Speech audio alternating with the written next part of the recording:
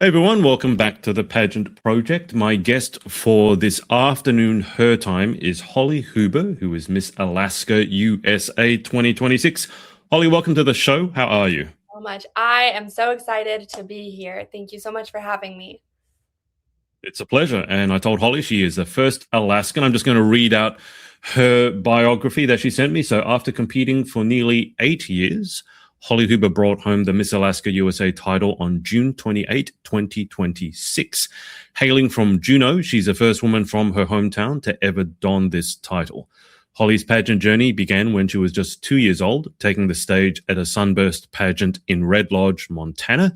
Since then, she's competed her entire life, most noticeably as Miss Alaska Volunteer and now Miss Alaska USA. Her platform, Stay Another Day, was founded in 2016. Whoops, hang on. I'm hearing myself on my own phone. Give me a sec. Was founded in 2016 after she came home to find her own mother had made an attempt on her life. And her efforts were proven relevant once more when in 2020 her brother died by suicide. Holly's efforts have been taken nationwide as she serves on the board of directors for the American Foundation for Suicide Prevention. She's lobbied with both state and federal agencies to ensure that Americans get access to mental health resources freely and without judgment. Now she prepares to take the Miss USA stage and show everyone just what the last frontier has to offer. Well, Holly, as I said, welcome. How's everything going at this stage? We have less than 30 days, I think, until Miss USA. How's everything going? It's a lot. It's kind of a whirlwind. After you win, there's really no downtime. You just kind of hit the ground running. I've got my gown on the way. We just started constructing my state costume today. I'm super excited about my state costume because it's not anything topic-wise that any of my predecessors have done before. It's very relevant to Southeast Alaska, so I'm super, super excited to show everybody. Headshot is on the way. My videos are filmed, so right now it's just a lot of physical and mental and emotional preparation to take the stage. I love how you said construction is underway. It makes it sound like it's by hand. You're building it yourself. Yes, so a little hint. It does have a very large apparatus on the back. And so today I don't know if you know what PEX pipe is, but it's almost like rubber piping, very thick rubber piping. So today we started heating that up. We started bending it and cutting it. It's a lot, but I'm very, very excited. Are you very handy with your hands? This sounds like something I'm not. So this sounds like something I would not be able to do. I'm a very artistic person. I have a very big background in like sewing and whatnot. My state gown and my state interview actually came from myself. So to be able to construct this costume is just so exciting for me. It's something I've never done. It's definitely the biggest project I've ever done. And of course, my fiance is the one who like kind of handles all the power tools for me just to be safe. Did you say that you sewed all of your own gowns and your interview outfit? For this year, yeah. They came from yours truly. As I said, I'm not handy with my hands at all. And so I don't know how to sew. I just would jab my thumb all the time. How many, what was the process for that like, going through design and then putting it together? Because I can't imagine it was very short and quick. No, it wasn't. So growing up, my grandma's a seamstress. She owns a costume shop in Idaho. So whenever we would spend our summers with her, she would teach us how to sew. And it's something that my sister has actually turned into a full-time business. She creates custom garments for people. And it's something that I've kind of turned into just a hobby for myself. And I did attend a design school. I think fashion is super interesting. It's a great way for people to express themselves. And it's something I've always been interested in. So getting to design it myself for my winning year was such a fun process. You're designing your own state costume. Are you going to be designing your own gowns again for the national stage? I am not. My gown this year is sponsored by Joann's of Tennessee. Everybody knows Paige Dennis. I would not have had enough time to construct the kind of gown that I would have wanted, but that's okay. I'm still really excited to show everybody what I'm wearing on stage. And then my interview is being sponsored by Crowned Pageantry. So that's on its way to me also. Met Paige last year when I was at Miss Volunteer America, and all I will say is if you've met Paige, you'll definitely know it. Absolutely. She's definitely memorable. I think, at the Doubletree Hotel, the Doubletree Hilton, And then I was at the bar minding my own business, and then this very loud person asked me who I was, and then started talking to me. And next thing I know, I was in the Miss Tennessee room, and then front stage, like front row at Miss Volunteer America. I hadn't bought those tickets. I'm going to say Oh, forced. That seems very ungrateful, but I was right up the very front row, and people could see me, and I'd interviewed a bunch of them. So they saw me in the front. They're like this. I'm like, oh so my God. cool. It was. On that topic, how did you get into pageantry? My mother, for sure. When I was younger, she actually got all of us, me and my siblings, involved in pageantry, my brothers included. So if you can imagine, like my 3-year-old little brother running across the stage, there was 10 of us. I was the only one who stuck with it, and it's led to so many incredible opportunities, education-wise, career-wise, adventure-wise. And I mean, I'm even getting to sit here and talk to you. So I love that everything pageantry has to offer, and I'm very grateful that my mom got me started in it when she did. You say 10? Yeah, there are 10 of us, 10 siblings, and I am the second, no, third youngest. My parents just adopted another child last year. So, Wow. Okay. Do you remember then? I mean, this sounds terrible, but sometimes parents forget when they have 3 children what the names are. Can you name all 10, including yourself, obviously? absolutely. So, I'll go from youngest to oldest. We have Julian, Alvin, Holly, Derek, Tiana, Jaden, Andrew, Coe, Craig, and Michael. What is a family gathering for you like? A headache. We are Intense? a blended family, so by the time that my parents were married, most of my siblings were already out of the house. There were 6 of us in the house, maybe 7 of us, at most during one time, but let me tell you, birthdays were always pretty great. You got, so many siblings giving you just all these awesome gifts, so can't complain there. Are your birthdays somewhat evenly spread throughout the year? Yeah, I would say so. I mean, all the way from January to my birthday in November, so the only 2 that double up are Jaden and Tiana, and those are August 9th and August 6th. That that's very considerate of you children to spread Yeah, it out through the year. for sure. You don't all have it at the same day. Can you tell me more about this pageant? That the first pageant you entered, I'm just looking, Sunburst Pageant in Red Lodge, Montana. What's the Sunburst Pageant? Bear in mind, I'm from Australia. I have no idea most times, Yeah, but what's the Sunburst Pageant? so, are you familiar with toddlers and tiaras? Yeah, yes. Okay, so the Sunburst Pageant Circuit is one of the pageant circuits that is frequently featured on there. I believe that it was sponsored by a sunscreen company. And it's Right, that still would going make to this day, like, it's still a very live, pageant system, but it's that very glitz, very glamour, you're in your little cupcake dresses and your little curly hair pieces. Yeah, it was a ton of fun. You get costumes, and you've got, like, these massive, like, 10-inch crowns on a little 4-year-old girl, and they were a blast. I've never watched toddlers and tiaras. All I've seen are little clips of Oh, toddlers having really bad tantrums. Was that you? Did you have tantrums when you were yeah, that was competing? my sister. I loved pageants growing up, always. I was always the girly girl. Tiana is my older sister, and she was always the one who wanted to be out with the boys, out playing, out doing her own thing. I loved pageants, so I hope she doesn't see this, but she was the one throwing a fit, not me. Okay, so that's what got you started. You said your mum. Yeah. Obviously, you're not a toddler anymore, and you've got the biggest Alaskan crown going to compete for the biggest American crown in a month. What kept you in pageantry? What kept your interest? Honestly, there's so much.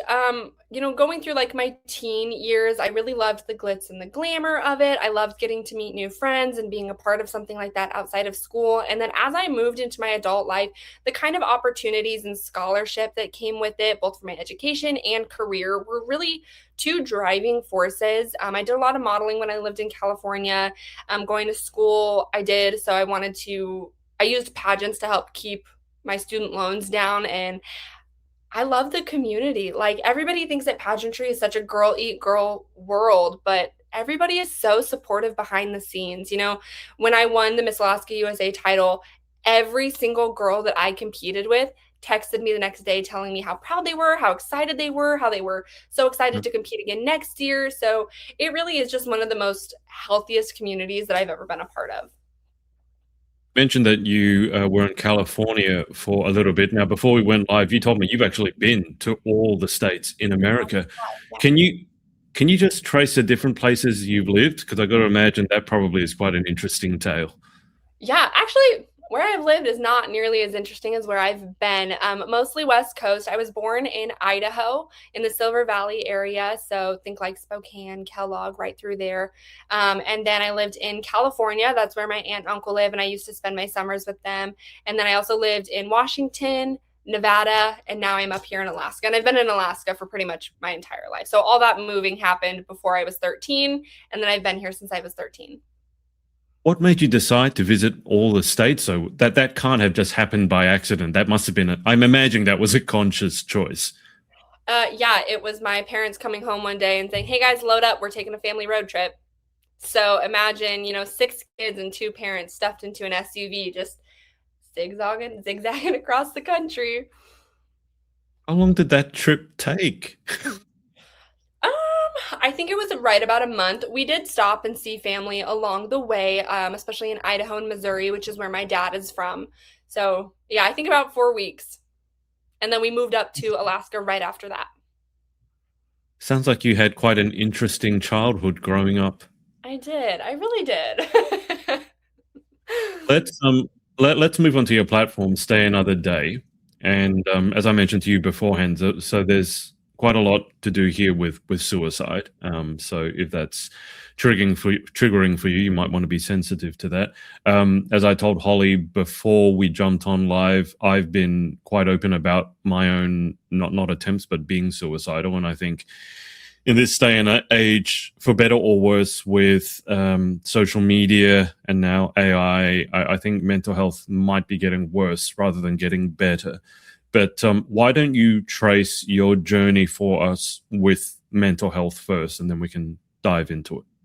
Absolutely. And I just do want to give a warning to some of our viewers that this is a very sensitive topic. I will be talking about suicide attempts and loss. So if that is something that is sensitive to you, just be mindful of that as we move into this next conversation. So growing up, my mom always struggled with her own mental health. She really did not have a great childhood. She was I'll say an orphan for a lot of it. Her parents had abandoned her and she kind of bounced from family member from house to house. She was alone a lot of the time. And so she's always struggled with her mental health. And when I was 15 years old, 14 years old, right about there, her and I were living on our own.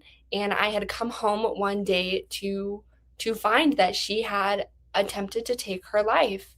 And I knew that she had struggled with her mental health, but to see someone that you love so much, someone that you idolize so much, get to that point, it really breaks you. And, I called 911. They came and got her. They rushed us to the hospital. And, I watched as the doctors, revived her and they did everything they could. And she did survive that attempt. And now she is a huge mental health advocate. She actually is graduating college with her bachelor's degree this month. So I'm very proud of her for that. And she's been my biggest supporter through everything that I have done. And that is really what got me started. Aside from my own mental health struggles, my mom watching somebody I love so much, someone I admire so much, go through that. And I was completely oblivious that it had gotten to that point until it got to that point. So she's the biggest reason that I'm out here advocating for other people. So I've worked with young women as a tennis coach at an all-girls school. So that age range, the 14 to 15 years old, I've had a lot of experience working with women that age. I always thought that 15 was a particularly dangerous year in a young woman's development, only because you're no longer a girl, but you're not yet a woman, and you're trying to figure out a lot of stuff. Now we layer upon that what happened with your mother. Can you just, as far as you're comfortable, can you detail the effect that it had on you? Because as an adult, as anyone, that would have a huge effect on you. You were only 15. So what impact did that have on yourself?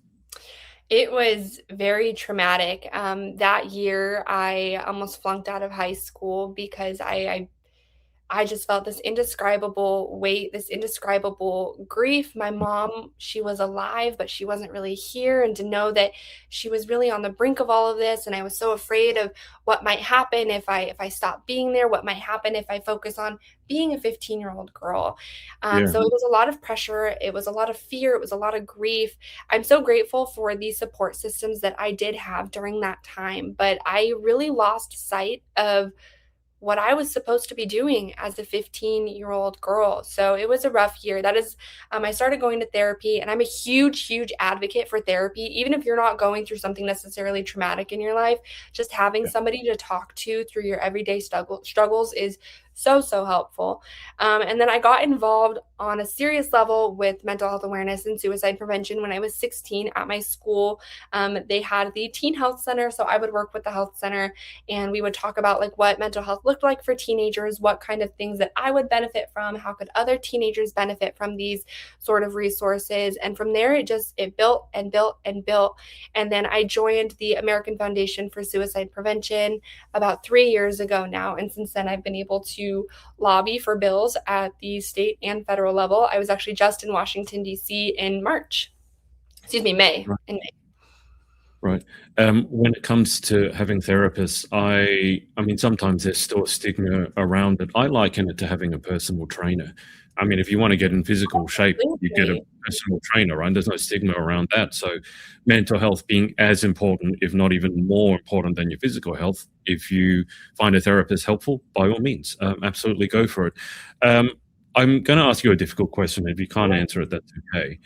But from my own experiences, when something happened to yourself at that age with your mother, guilt and wanting to know why, a lot of the time that's the after echo of a suicide attempt or a Absolutely. suicide. It's, of course, it's horrific what happened to the actual person, but it's almost worse for the people surrounding because very often they don't see, and a lot of people they see no signs, right? And people always want to know, did you see signs? It's very often the people are very good at hiding the signs, especially from the people who are closest to them. And to give you a specific example, I recently interviewed someone who overdosed on heroin at the age of 16 and basically was lucky to be alive. And no one saw the signs because she was very intelligent, so very good at hiding the signs. But if I came home at the age of 15 or 16, I have to think once the emergency, once the trauma is like the immediate medical emergency is passed, my brain would immediately go to why, especially the parental figure who you said is a hero to you. My immediate question is, well, why? And what is it something that I did? Is it something I should have seen? What could I have done differently? Can you just walk us through that part of the journey? There were so many emotions that I felt in the aftermath: confusion, grief, worry, guilt. Uh, I mean, looking back on it, I don't know how I didn't see it sooner as somebody who grew up with my mom and knowing that she struggled with her mental health. And I mean, I was 15. It wasn't my job to know that. But in the moment, Exactly. it's like, oh, is it because I didn't wash the dishes enough? Is it because I have a C in math? Is it because I didn't tell you I loved you enough? And my mom, she tried very hard to be a present and active mom. She tried very hard to protect all of her children and provide for all of her children. And I'm not a mother myself, so I can't imagine the kind of weight that that takes to not only take care of 5 children, but Mm. also yourself. Because when you've got 5 high school age kids, you've got no idea what's going on with them. You've got no idea what they're going on the weekend. So for me to like look at her and realize that she had this entire battle going on inside of her that I had no idea about, it did feel like I could have done something sooner, even if I know that I couldn't as a 15-year-old girl. So a lot of confusion, a lot of anger, a lot of guilt. And I say now, my relationship with my mom, I have a lot of pride for her. I have a lot of love for her. So to go from all of these negative feelings to all of these positive feelings, it's quite a journey. And I love talking about her because everybody always hears about the people who didn't survive, the Yeah. people who died by suicide. They see their memorials and their stories, but I don't think we talk enough about the people who survived and what it looks like after an attempt, not only for them, but for the people around them. And this is something I still hold with me to this day, is that I want to highlight that there's so much more after the attempt. And I do this in Yeah. an effort to hopefully show people that there is no reason to take your life when there are so many resources and so many people and so much to live for. And she is the best example I can give of that. Oh, there's so many directions to take this conversation, Holly. How how did it change your outlook on life, and how did it change your mother's? I have played with the idea that the ultimate antidote to a lot of the problems that we have as human beings is gratitude. That every day above ground is a gift. And it's not Absolutely. about, oh, I make $1 million, now I can be grateful. It's no, I'm grateful that the sun came up today. I'm grateful that it rained. I'm grateful that I can go outside and be free to do what I want. I'm grateful I can go for a walk. I'm grateful for my dog, my cat, my children. And the simpler you make that game, the easier you make the game to be happy and grateful, the better adjusted you are to when life likes to throw you those curveballs, because it always does, right? Life for no one's life is straight A, like simple all the time. Always. But Yeah. how how has your outlook on life changed, and how has your mother's, and has gratitude played a part in that at all in the healing process? Absolutely. Once I came out on the other side of it and I was able to fully internalize what happened, and I'm able to talk about it, and I'm able to move on from it in a healthy way, I think that overall that experience made me a more gracious person, a more patient person. When I see somebody struggling, or when I see somebody who's maybe a little bit off, I don't jump to conclusions. I just assume positive intent. If somebody maybe snapped at me, maybe they're just having Yeah, a bad day. yeah, I'm a lot more grateful for the people in my life. I know a lot of people close to me who have had some very hard struggles, who have had a lot of trauma in the last couple years, and to be able to be an outlet for them, a resource for them, it makes me very grateful. Everybody I've met through my advocacy who is still here, I'm very grateful for them. Um, a lot of grace and a lot of patience. I mean, I even look at my own life and I think, wow, I am so grateful for all of the things that I have, even if they're not, not giant things. It's not, oh, I'm so grateful for a new car. It's, oh, I'm so grateful I get to wake up in a home with people who love me. Oh, I'm so grateful I got to cuddle with my dog today. Or I'm so grateful I got to go to the gym because I have a body that works. So yeah, it definitely made me look at life more from like a bird's eye view than in just the present. Like, one of my favorite things is, if you have a dollar and someone takes away a penny, are you going to throw away the rest of the dollar? No, you're going to hold on to that 99 cents. So if I'm having a bad day and my coffee tastes a little off, or if somebody snaps at me, am I going to let that ruin my whole dollar? No, yeah. I'm just going to move on. So, The interesting part of that analogy is that some people do. Some people, if you give them $1 for free, and there was an actual psychological experiment, I'm butchering it, but I think the amount was, let's say, $100. And one person was given $100, another person was given $100, and then, like, no, one person was given $100, then someone else was given $200. And the person who was given $100 was very happy until they found out that the other person had been given twice as much, even though they had been given it for no reason, but they let that perceived lack turn something that should have been feeling, they were feeling great about it a second ago, but suddenly they're feeling angry about it. So I think there are some people, and sometimes I think this is the cause of the problem, that you find that 1% of things that you could get angry about, because mhm. for all of us that exists. But if you focus on that and you blow it out of proportion, then you do live a very angry life, don't you? Mhm. Absolutely. I think perception plays a huge, huge part of that. People Comparison is the thief of joy. If I look at my life and I perceive it as full and exciting and I'm grateful for the things that I have, but somebody else might look at my life and be like, oh, she doesn't drive this crazy car. Oh, she doesn't live in a 5-bedroom house. Oh, she doesn't have, the newest iPhone or whatever. What a sad life she has. It's all Yeah. about perception and what we see. I love my life. I'm so grateful for everybody and everything that I have. And sure, I could look at somebody else's life and be like, wow, I really wish that I had a Range Rover. And then I'm going to be sad about not having a Range Rover. No, I'm going to be grateful that I have a car that gets me to work every single day. Yeah.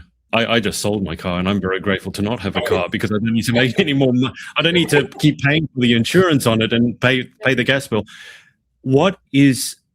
Tell me about your mum now. What is she Yeah. like now? How did the experience shape her?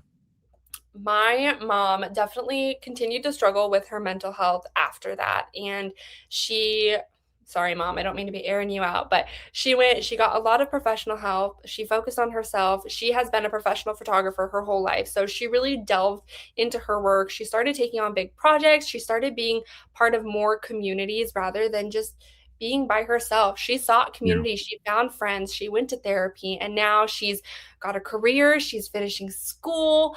Her program is for animal conservation, and the school that she's attending actually created an entire new degree program for her so that she could get an Alaska focused animal conservation degree, which I just think is so cool to look back where we were 10, 11 years ago and look at where we are now and see the person that she's become, the mom that she's become, the woman that she's become.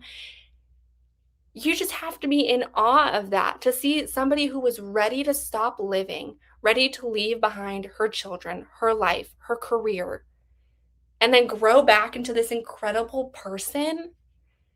Like, that's amazing. And anybody who's experienced that, I've talked to so many people who have been at that rock bottom, who have attempted to take their life, and they're so grateful that they didn't because of all the things that they get to experience and live through now.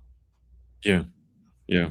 Well, I mean, that's amazing that they basically created a degree, especially Right? for Isn't your that mum. cool? Yeah, I think that's the first time I've ever heard of something like that. That's like a badge of honor. I do think people who've been through rock bottom have an added sensitivity as well, as you mentioned, to you kind of somehow now have a sixth sense when someone is going through something. I don't know if you've experienced this yourself, but I have this weird, like a spidey sense when Yeah. something is a bit off and no one else will notice anything, but it could be the tilt of a head or a momentary hesitation, or they're just not quite as happy or perky as they would normally be. Yeah. And I think in those cases, it's just really important to check in. I think sometimes we feel that it's being nosy or we don't want to pry. The other thing I've been told many times is, oh, I wouldn't know what to say. Oh, yeah, And I've heard that the for thing sure. that I say is you're not going to be able to fix someone's life by finding the one perfect word. And that's not your job. The job is to be present and listen and hold a non-judgmental space for that person if Absolutely. and when they choose to open up. Because the last thing they want to hear is when they do tell you what's going on, you say, oh, that's so stupid. Oh, that's nothing to worry about. And I say, but people have done that. There are some people who definitely should not be working in mental health. Can you speak to your own sort of opinions on that? Because I've just felt it's not about what you say. It's really about listening. Yeah, no, you hit that nail right on the head. I think that once you've experienced something like this, and the more that you experience and the more that you talk to people in space like this, the more acute and tuned in you are to seeing it. And you mentioned being nosy. I don't care anymore. If I think something is off, I will straight up Yeah. ask, "But are you okay? Yeah. Can I get you anything? Do you want to talk? Is everything going on?" Anything like that. Because sometimes that's all the person needs is they need that channel. They need that outlet. They need that opportunity, and they're just waiting for somebody to ask, because asking for help is hard. To go up to somebody and say, "I'm struggling, I'm vulnerable, I need help," that is incredibly difficult. So when somebody says, "Are you okay?" or "What's wrong?" a lot of time it's like the floodgate opening, and people really do often just need somebody to listen, to know that they're not alone, or to connect them with a resource, because I cannot fix everybody's problems. You cannot fix everybody's problems. A therapist cannot fix everybody's problems. But being here and being supportive for them is a great first step. And I completely agree with you. And I don't think it even is about solving the problems because you can't do that for someone else. I think it's about giving someone hope, the hope Yes. and resilience that they can overcome their problems. Because if I solve your problem for you as much as I would like to, you don't then develop the strength. And I kind of feel that's the reason problems exist, because all the problems that I've had, that you've had, that your mum has had, you learn something from them if you're open-minded enough, right? Definitely. And you're not stubborn and you refuse to learn anything. But the gift, as horrific as the penance might be or the cost, the gift is that you come out as a better listener or a more empathic person, or your mum who's having degrees made for. Did you say she's graduating in a month, this month? Yes, yeah.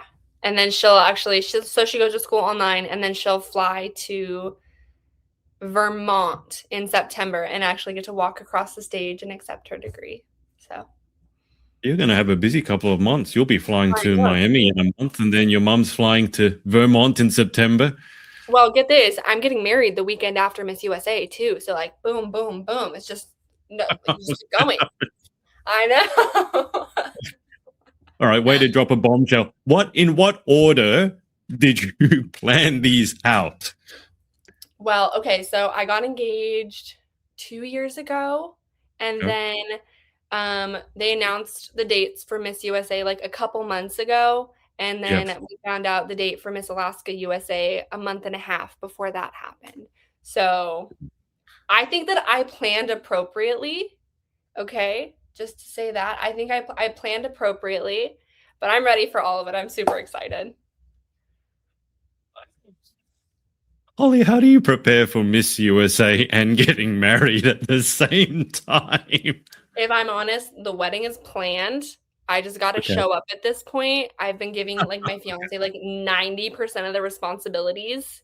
So I don't even have to touch it at this point. I've got my dress. I just got to show up, get married, call it a day. I have to say, you must have a huge amount of trust in your fiance, because the term bridezilla exists for a reason. And there's these jokes about the wedding's not for you, it's for her. It's like, so to hand over 90% of the control, I'm jealous. You must have a very trusting relationship with your fiance. I do. I do. He's wonderful. He's supported me every time I've competed. When I went to Miss Volunteer America, when I have done Miss Alaska USA, so he knows how demanding the pageant life can be. And he was like ready before I even like signed up to do Alaska USA this year. He's like, "Well, I know you're gonna win, so why don't you just give me this, and this, and I'll take care of it." I was like, "Done. Take it. I'm good." So. So do you actually know anything about your wedding, or is it going to be a surprise for yourself too? I think it's an organ. I think. You think? I think. So you're not even sure where it is. You don't know the No, arrangement. I'm joking. I'm joking. I'm joking. We have had a lot of it planned for a while, but I'm such a type A, very indecisive person. I knew that I was going to want a long time to plan because I was going to change my mind 12 times, and I did. Yeah. I bought 4 different wedding dresses until I decided on the one that's sitting in my closet. So I now feel a huge amount of empathy for your fiance, because it's very difficult for most men to understand pageants in the first place. You know, that how obsessed that you girls get over the whole thing, and you got to keep your costumes a secret, and you got to try on 5,000 different gowns, and you got to spend I don't know how much money, and then to have the wedding thrown on top. That does he get pageants, or after he's been through this and now he's planned the wedding or 90% of it for you, does he get pageants?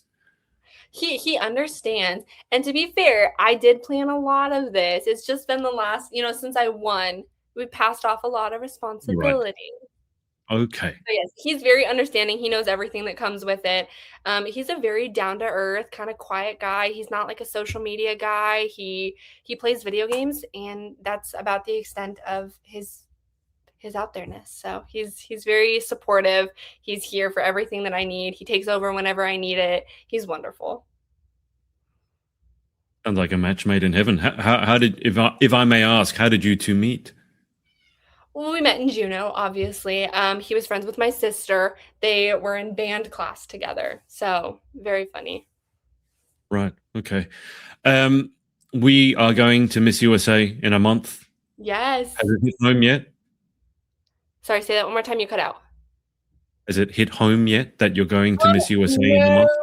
I don't think so. I mean, like I said, we hit the ground running right after the pageant. So it's just been boom, boom, boom, boom, boom. I haven't had the second to like sit down and be like, oh my God, like I'm going to Miss USA. So I'm here and now I'm in the throes of preparing for it. And I think it'll finally hit after the pageant. Like when I'm back home, I think that's when I'm going to be like, oh my God, I just went to Miss USA. What? Okay, so when you get home from Miss USA and then you're going straight to your wedding, that's when it will hit that you competed for Miss U. you, Yep, I think you're so. I going think to so. have you're going to have a very interesting end to the month. I mean, have you factored into the last 6 months of the year the possibility that you might win, and then that might complicate things even more? Well, you know what's funny? Miss Universe is actually on my birthday this year. So You can't write this, can you? so Like it's definitely it's gonna like be a if reality I TV win, show. it's gonna be a crazy couple of months, no doubt. But I'm so ready for it. I'm excited for everything that life has to throw my way. Whatever happens is meant for me, and if I don't win, that's okay. I still got to go experience one of the most incredible things in the world. I know I'm gonna leave with so many friends, and just being able to take the time and represent Alaska on such a big Yeah. stage makes my heart feel so full. What do you want people to know about Alaska? I'm curious for this because I always had the view, as being an Australian, not an American, obviously, that Alaska was always sort of a state unto its own. Like I told you that we have Tasmania, and sometimes we treat Tasmania as being a bit, yes, it's Australian, but it's on its own. Is the same true of Alaska? And like, how are you going to represent Alaska on the Miss USA stage?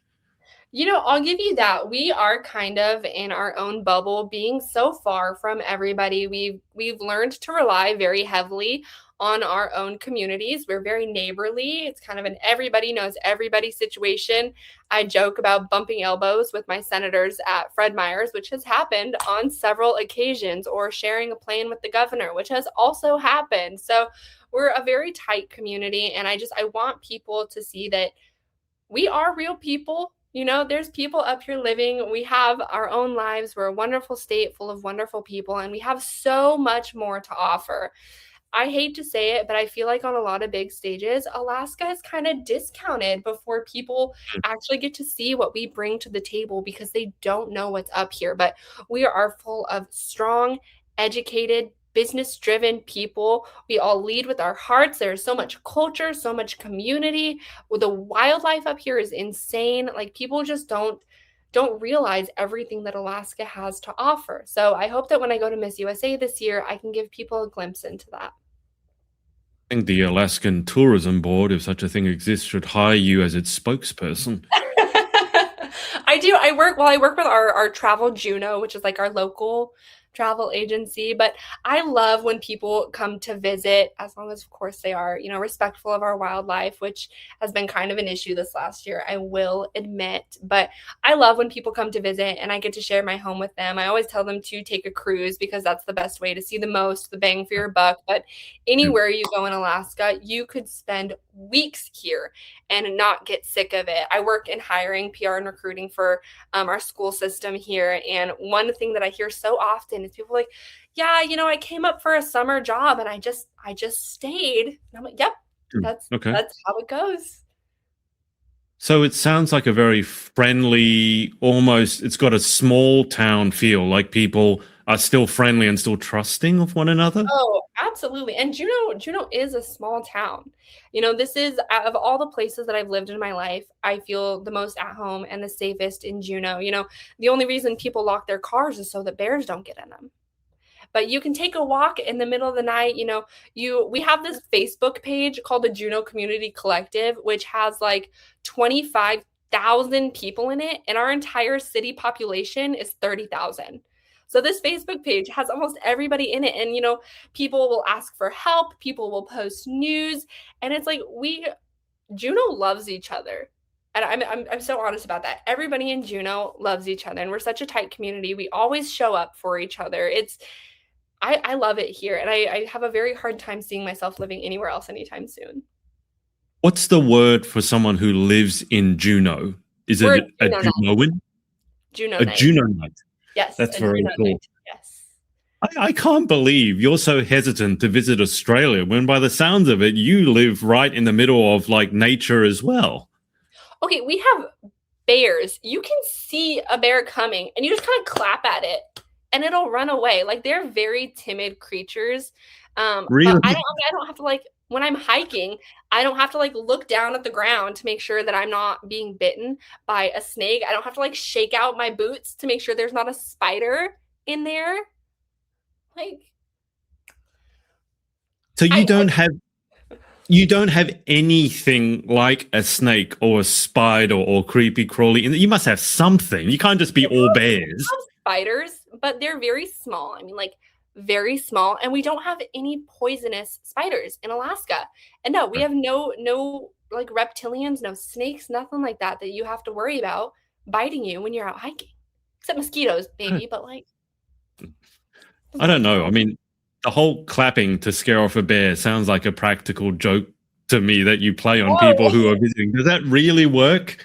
It does. You just yell at them and they run away. I mean, some of the most memorable interactions I've had with bears when I lived here back in high school, I opened the door to my garage and sure enough, there is a black bear in my garage, 3 feet away from me. And you just yell at it or you clap at it and it runs away. I'm serious. I have seen TikToks of cats, not dogs, cats getting territorial and then going straight at bears and bears running away for their lives from tiny cats. Oh, yeah. So my best friend has this big black cat. I mean, huge, big black cat. And we have a video from the security footage of her house of her cat sitting up on a fence and a bear walks up to this cat and the cat just smacks it and the bear takes off. The cats here are very brave. Look, the reason I say it sounds like a practical joke is because we were told in school, and I think this is the worst advice I've ever been told, that if you're in the water and you see a great white shark, which is, 4 or 5 meters long and weighs close enough to a ton, I think. If you're in the water, the way to scare it off is to curl up into a little ball, and then when it comes up to you, go like this suddenly, stretch out your hands and arms, or to punch it in its nose. I can tell you, don't do that. Just don't go there. And don't go there. The only thing you need to do is not outswim the shark. You just need to outswim the people next to you. Oh my God. I can't see myself needing to worry about that because I can't see myself being in the water anywhere I'd have to worry about a great white shark. If you like friendly people, if you like good food, I think most importantly, if you enjoy good coffee and the sunshine, you will enjoy Australia. Really? As a financial incentive, your dollar is about 1.5 times ours. So you also find it pleasantly a bargain compared to most places in America. You know what? I am a little bit of a coffee snob. So if you think Australia's got some good coffee, I might just have to forego my fear of snakes and spiders for the coffee. I cannot. I know some people will not like me saying this. I cannot find good coffee in America, except for very small boutique cafes where the person will almost always say, I'm a coffee snob, because then I know they know about the beans, they know about this, they know about grinding them, roasting them, all of that. When I went to Tennessee for volunteer, the Airbnb I stayed at, is that Folgers, and this giant thing, this orange tub. Oh, it was, Folgers or whatever. It was horrific. It was like brown water. I'm like, you guys drink this for coffee? How do you survive? So one of the coolest things about Alaska, and anybody who comes here will tell you, we have coffee huts. So those are locally owned coffee shops, and they're not even cafes. They're just drive-throughs. So it's just a hut, and you drive up on either side and you get your coffee. And my Oh, favorite one, the Grind Coffee Company, they serve Kaladi, which is actually an Alaskan coffee company. So they do have very good coffee. that's something that I'd be interested in trying. Although I will say, you were talking about the fishing and the crabbing. How much of an adventure? Because I'm a fishing person and I love crabbing even more than fishing. Because you can put out the pots and you don't have to do anything. You can just, have a beer or whatever it is. At least here in Australia, I don't know what you'd have in Alaska. Probably something classier. But how much of an adventure, if you're that kind of a person who loves being outdoors to relax, recharge, and get away from everything, how much of an adventure could I have in Alaska? Because it sounds like it'd be like the perfect place. Oh, it's nonstop. I mean, there's so much to do, whether you're on the water or in the mountains or trying the food. Like here in Juneau, you could spend a solid, I'd say, 2 weeks before you had to start repeating things. The whale watching, go halibut fishing, salmon fishing. You can do crab pots. You can hike all these different places. There's a cool zip line. You can do the float planes. You can go up on the glacier. Like you just never Oh. run out of things to do. How do you? This is a very strange question. How do you do your crab pots? Because everyone does them a bit differently. What do you bait them with? How do you throw them down? When do you pull them up? So we'll typically bait them with just kind of whatever frozen fish guts we have left. So, Yep. salmon head or halibut head, whatever we had from our most Yeah, recent catch. And then we also do dog food. I've heard that one. Yeah, and then that one tends to work. Or if we don't have any like leftover fish, we'll get like bait fish from the grocery store and we'll put that in there Yeah. too. How certain could I be that if I go where you tell me to go, that I would catch something to eat? Oh, 100%. I mean, it just depends on what you Wow. want to catch. Everything. Everything. Crab, salmon, halibut. We're actually trying out a new halibut spot, and I'm not going to air it out online because until I Right. know it's good, I don't want anybody to steal it. But we are going to go try a new spot. So I'm hoping that we get some halibut this year because it's been kind of dry. We've had a good crab year, but salmon and Right. halibut, it's been a little tough this year. It's, you know how fishermen or fisher people, I don't know what the correct term is in this politically correct environment, but they can get very territorial about their secret spots. And I thought the whole thing was a bunch of, it's like, yeah, pull the next one. And then I happened to find a spot where for every time I put down a rod, I get a fish and no one anywhere near me is catching anything. And so now I know what it's like to have this one spot that no one else knows about. And I'm not going to tell anyone there because it doesn't make any sense either. It's like, put a rod down there and you get fish. I don't know why, but they're always there. Yeah, no, it's exactly that's what I'm saying. Once you find a good spot, like a little honey hole, you don't want anybody else to go there because then they're going to take all your fish. And you're going out on a boat or you're fishing from the shore? No, we go out on the boat. Wow. Okay. Is it like ocean or is it like pretty Well, I mean, glassy? it's ocean, but Yeah. there's a bunch of, islands and stuff. So the waters aren't usually too rough. You're making you're making a good sale here, Holly. You're paying. When's the best time to visit? Ooh, I mean, again, it depends what you want to do. If you want to see the Northern Ish. Lights, you're going to want to come in the winter, which, oh my gosh, the Northern Lights here, insane. They're so beautiful. If you want to fish, if you want to do crabs, I would say probably late July to early August is the best time because that's when all the fish are open. There's like no restrictions on what you can catch, things like that. And that's usually a good time. Like the weather is usually a little bit more temperate, late Okay. July, early August, whereas like June, and then you're getting into September, it starts getting cold again. So if you're going Yeah. to come, I would come then. So basically, if I want to fish, I should be there right now, is what you're saying. That's exactly what I'm saying. Yeah. Yeah. Okay. Well, not this year then, because I have to go to Miss USA. So maybe next year, rather than going to Miss USA, I'll go fishing and crabbing. Perfect. We've been on for almost an hour, so we're going to move towards a close. Is there anyone that you want to give a shout out to or say thank you to for supporting you along your journey? Oh gosh, I mean, there are a million people I want to thank, but I guess I want to thank my family first and foremost. They've never given up on me, and every time I felt like I wanted to give up on myself, they showed up. I want to thank a big shout out to my director, Troy Michael Smith. I met him the first time I competed for Miss USA, and he saw kind of a mess, and he he was along with me this whole time, and he supported me greatly, encouraged me to do Miss Alaska Volunteer, encouraged me to do Miss Alaska USA when he took over the system again. So he has been absolutely wonderful. I'm just so grateful to everybody in my life, all my sponsors, my family, my directors. So thank you. And thank you for taking the time to chat with me today. I love getting to talk about my platform in Alaska with anybody who wants to listen. I'm just going to go fish after this. That's the message I've taken from this.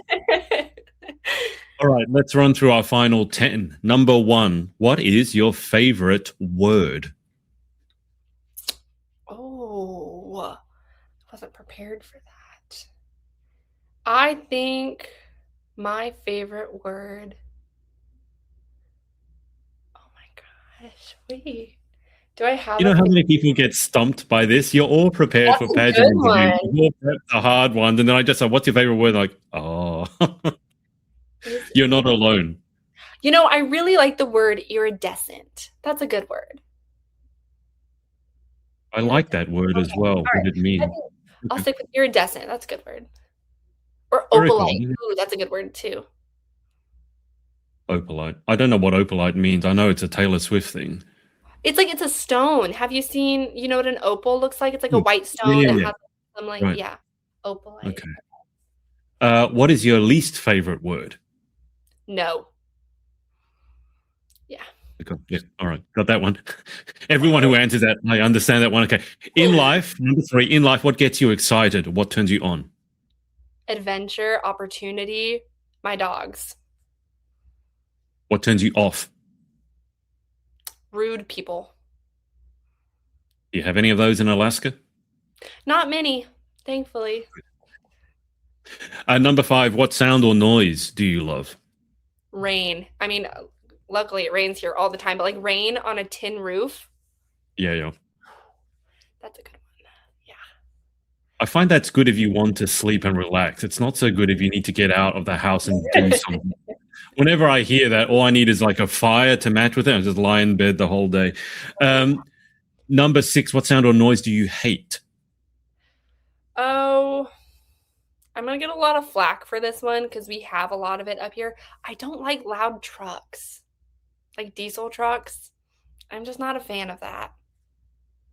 Sorry. I don't think anyone likes. Does anyone like the sound of a diesel truck? With how many we have up here, I'm going to say yes. All right. If you could have any superpower, what would you pick and why? I get asked this one kind of a lot, and I think it's basic, but I would choose flying. I just think I love, I don't know, I think that would be a lot of fun just to be able to fly everywhere. I'm a big bird lady, so it'd be kind of cool. What job other than your own would you most like to attempt? Growing up, I always wanted to be an Air Force pilot. I had a great grandpa who was an Air Force pilot. I have a lot of family in the military. My dad is a retired Marine. I currently have a niece that is an active Marine. I have a cousin who is in the military. So I've got a lot of respect for our veterans. And I always just thought it'd be really cool to be an Air Force pilot. Funny, because I always grew up I was fascinated by planes, and I always had photos of American airplanes, like warplanes, up on my wall, so I can understand that one.